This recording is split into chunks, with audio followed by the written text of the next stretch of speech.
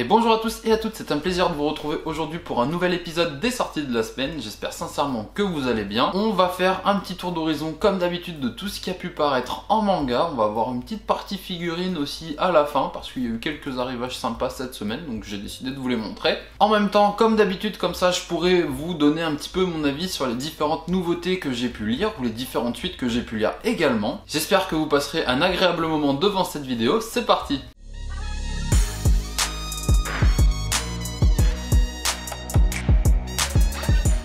Et nous arrivons donc sur la page Instagram de Manga d'Occasion. Pour rappel, c'est la librairie manga où je travaille, donc c'est pour ça que je me permets d'utiliser les stories de sortie pour cette série de vidéos. Donc comme d'habitude, je vous montre un petit peu, mais ça ressemble à un compte Instagram de librairie classique, j'ai envie de dire, même si j'essaye de faire de mon mieux pour qu'on essaye de sortir un peu du lot. Donc ce qui va nous intéresser, c'est la story à la une news sortie de la semaine, où en cliquant dessus, en fait, vous allez tout simplement avoir tout ce qui est sorti au courant de la semaine, et ça va vous amener sur un petit jingle comme ça avec le type de sortie qui va suivre et surtout un lien cliquable vers le site internet du magasin. Donc voilà, comme ça vous pouvez commander les titres et tout directement. Et donc on attaque avec aux éditions Soleil le tome 1 de Excuse Me Dentist, It's Touching Me. Alors bon, un titre anglais, je galère toujours à le dire, mais ça c'est pas très grave. Cette série est assez particulière, parce qu'en voyant la couverture, je pensais que c'était plutôt du shoujo. Après, en voyant la tranche, le dos, pardon, j'ai vu que c'était plutôt, catégorisé comme shonen, pardon. Tout ce que je peux vous dire, c'est que c'est un titre plutôt déroutant. En fait, on va suivre un yakuza qui fait partie d'un clan qui est en guerre avec un autre clan, et à la frontière de ces deux clans, si je dis pas de bêtises, il y a un cabinet de dentiste. Et donc notre yakuza se rend chez le dentiste. Et en fait ça va être le lieu où vont se croiser deux phobies pour lui. La première, plutôt petite, ça va être sa phobie des dentistes, et sa deuxième phobie, mais là qui est quand même assez colossale, c'est sa phobie des femmes. Et sauf que le dentiste, ça a l'air d'être une jeune femme plantureuse et plutôt au goût de notre personnage principal. Et c'est vraiment, mais what the fuck comme histoire. On va avoir un dentiste complètement perché avec un personnage principal qui a différents problèmes. Enfin franchement, je vais pas vous mentir, je m'attendais vraiment à rien à la base de ce titre. Je partais même avec un a priori plutôt négatif, parce que juste le titre, en fait, je me suis dit, c'est quoi cette histoire? Et je dois avouer que j'étais très agréablement surpris. C'était beaucoup plus drôle que ce à quoi je m'attendais, et je vous le recommande. Si vous voulez vraiment une lecture qui sort de l'ordinaire et vraiment détente, mais foncez lire ce tome parce qu'il y a vraiment du potentiel dans ce domaine-là. Ensuite, toujours chez Soleil,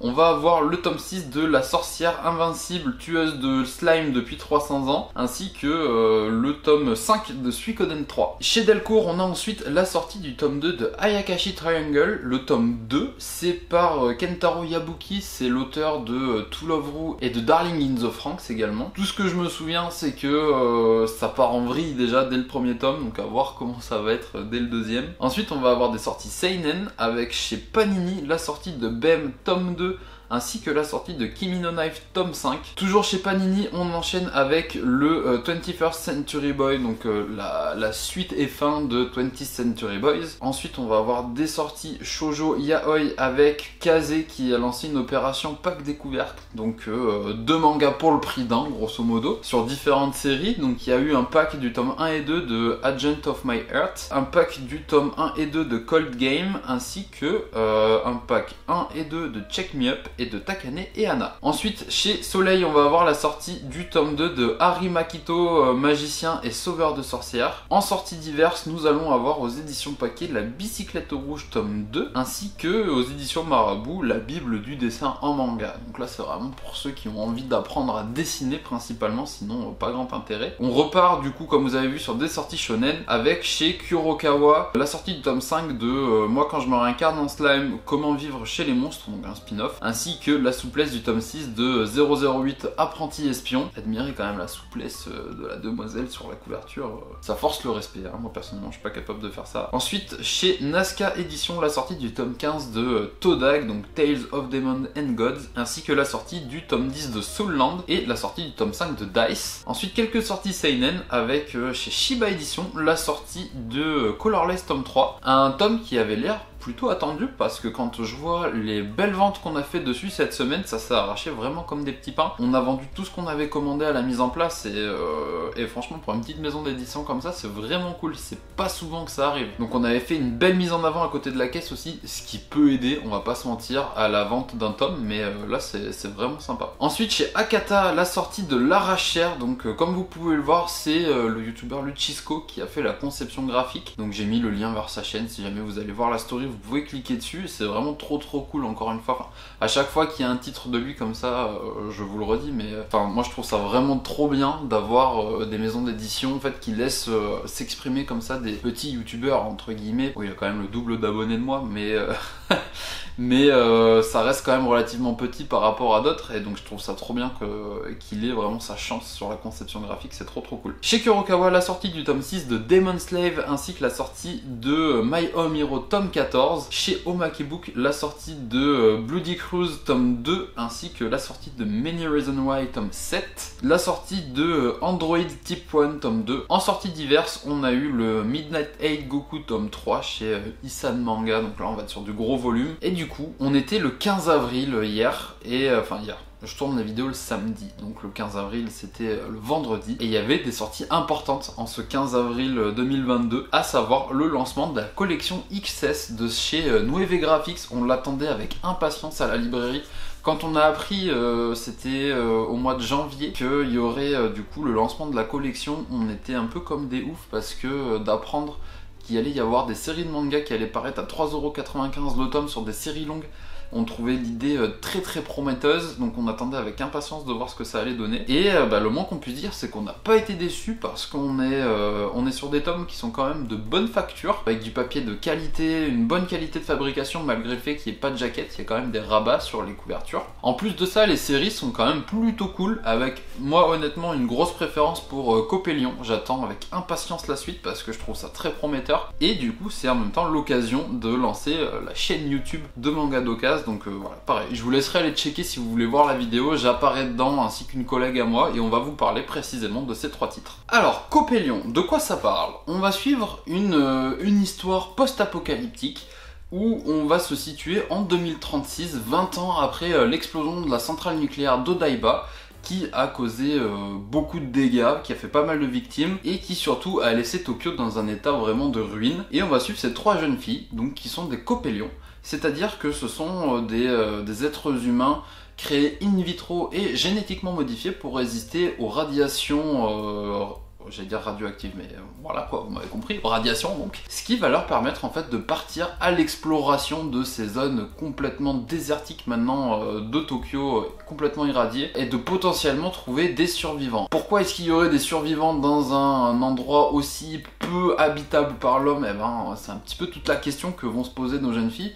Il va y avoir voilà, des questions qui sont soulevées dans ce tome 1, à voir quand est-ce qu'on va avoir des réponses, savoir si ça va être dans les prochains tomes, si c'est beaucoup plus loin ça, malheureusement je peux pas vous dire pour l'instant, mais j'en attends beaucoup parce que je trouve ça très prometteur l'histoire. Au niveau du dessin, on est sur du Tomonori Inoue pur et dur, hein. Si jamais vous avez fait Candy et Cigarette, vous serez pas perturbé du tout parce que c'est le même auteur. Si vous aimez les seinen post-apocalyptiques, moi je saurais que trop vous conseiller de vous lancer sur Copélion. Honnêtement, je pense que c'est celui des trois qui m'attire le plus. J'ai lu les trois, dans tous les cas, les trois titres de chez Nueve Graphics à 3,95€. Et pour l'instant, c'est vraiment celui qui m'a le plus emballé. On enchaîne sur Elegant Yokai Apartment Life. On va être ici sur un Slice of Life où on va suivre un jeune étudiant qui, en arrivant au lycée, en fait, c'est un lycée assez prestigieux et tout, bref, il est censé pouvoir intégrer l'internat de ce lycée, ce qui va lui permettre de s'émanciper de la vie de famille qu'il menait jusqu'à présent, à savoir chez son oncle et sa tante, avec une cousine qui ne l'apprécie pas trop, parce que malheureusement il a perdu ses parents quand il était plus jeune. Et le moins qu'on puisse dire, c'est que tout va pas se passer correctement, puisque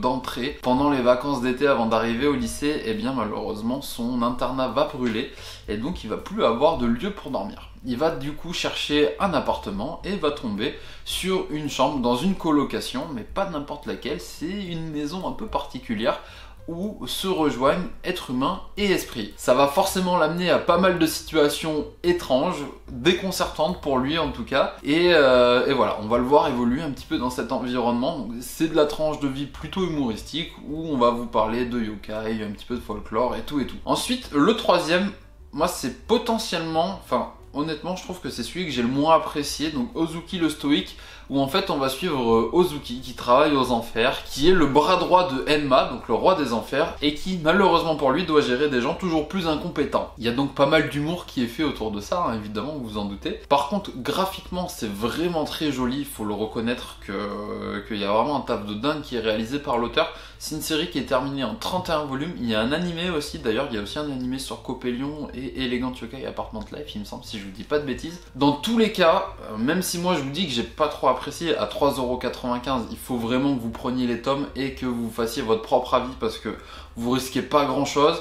Et en plus, si vous voulez par la suite voir d'autres titres arriver, il faut acheter les mangas pour soutenir la maison d'édition, sinon malheureusement ce sera pas viable à l'avenir. Et d'ailleurs, Noévé Graphics a aussi annoncé qu'il y aurait une deuxième salve cet été de titres à 3,95€ et une troisième salve en novembre ou en octobre, je sais plus. Et moi je soutiens à fond vraiment cette initiative, je trouve ça cool. Quand on voit surtout le contexte actuel où les prix des mangas ne font qu'augmenter, d'avoir un éditeur qui vient comme ça et qui met un grand coup de pied dans la fourmilière, je trouve que c'est tout à leur honneur et on verra bien ce que ça va nous apporter par la suite. Donc comme vous pouvez voir, il y a une belle mise en avant en magasin, un gros box facile à trouver. Ensuite, du coup, on poursuit sur d'autres sorties shonen avec chez Kana, la sortie du tome 7 de Mission Yozakura Family ainsi que la sortie du tome 1 de Sweet Concrete.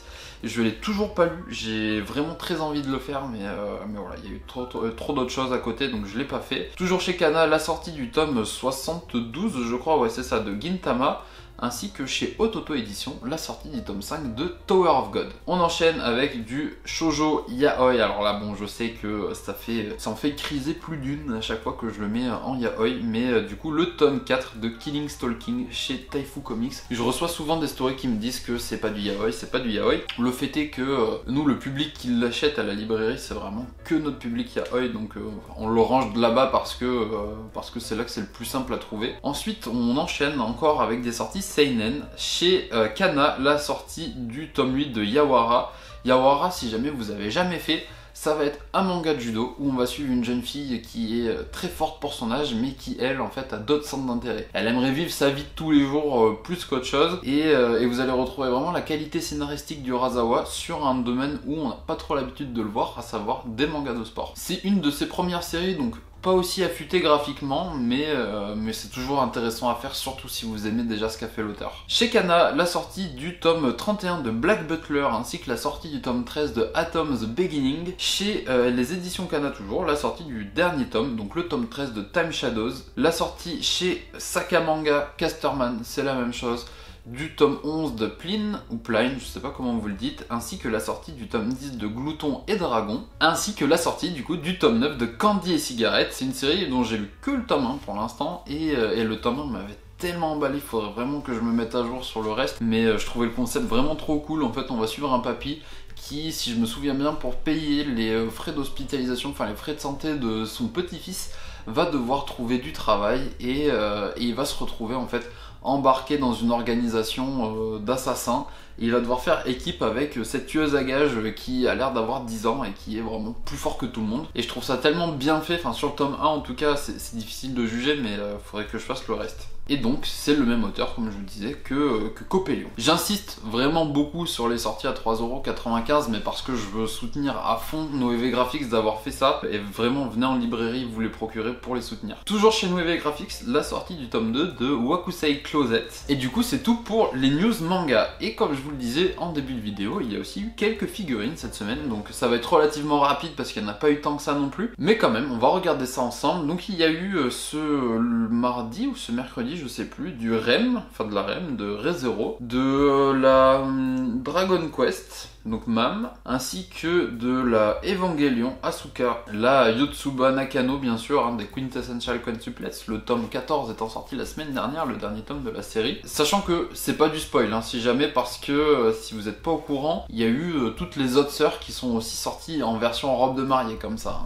Ça aurait été un peu bâtard sinon de la part des fabricants. Donc ensuite on a eu, ça doit être du... alors je connais pas la licence, mais voilà, il y a eu ça. En Demon Slayer, il y a eu Gyomei, en position tailleur, on va dire. C'est vraiment les pires commentaires sur les figurines. Ensuite, on a eu de la Miku Sakura, je la trouve vraiment très très belle comme ça, la Miku de printemps en rose. D'habitude, c'est plutôt bleu et là, je trouve ça rend vraiment très très bien. Avec des petits Ikake Demon Slayer, donc c'est pas des... Enfin, ça ressemble à des boîtes, mais c'est vide en fait, hein. Vous pouvez pas ranger des choses dedans, c'est vraiment purement décoratif. Les cubes servent vraiment de socle en fait aux petits personnages et je les trouve vraiment stylés, donc Shinobu, Sanemi et Tokito. Ensuite il y a eu exactement la même chose mais sur du Jujutsu Kaisen. Ensuite on a eu du Kirito en pop-up parade qui est plutôt classe avec ces deux gros sabres là. On a eu du Eren, donc d'attaque des titans en position BG de fou comme ça, je le trouve vraiment stylé, avec bien sûr la grosse figurine de la semaine, hein, la Ox de My Hero Academia. Alors il n'y a pas une erreur dans le prix, elle est vraiment à 234,90€, 235, mais par contre elle est tellement fat et elle est tellement belle en plus. Honnêtement, si jamais vous avez de la place dans votre étagère et que vous voulez, et que vous aimez bien Ox hein, aussi surtout, et que vous voulez une belle figurine, franchement celle-ci elle claque.